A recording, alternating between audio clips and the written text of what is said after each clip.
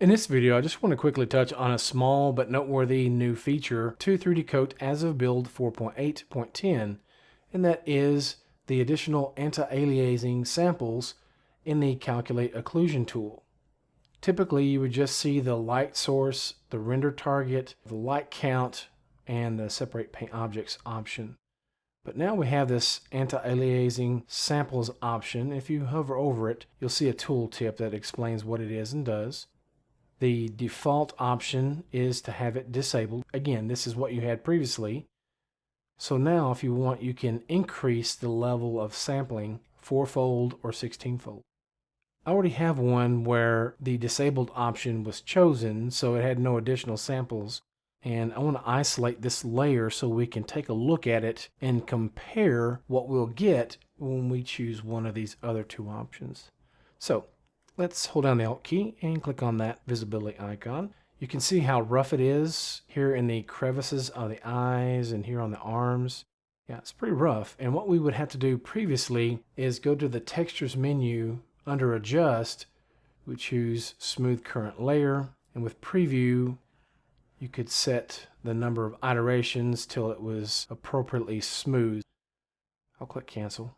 Or what you would do is make sure you have the layer selected, and in the paintbrush you could hold down the Shift key and brush to smooth areas locally. Now with this new sampling, it makes a drastic difference, as you'll see here momentarily.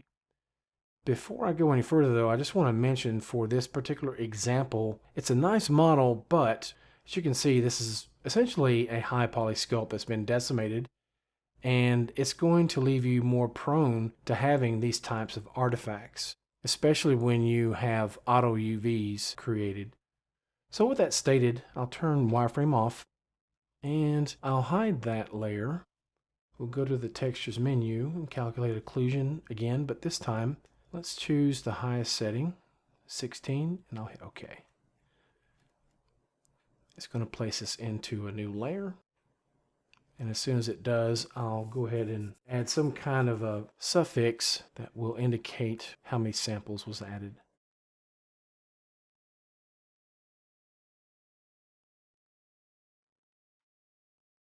Okay, so it will be this one.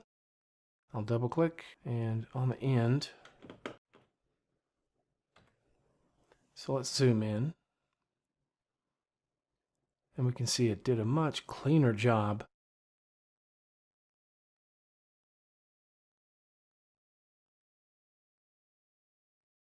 Yeah, quite a difference. Okay, so now let's hold down the Alt key, click on the visibility icon again to restore all of our layers.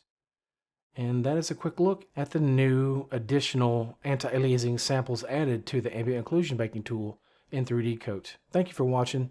We'll see you next time.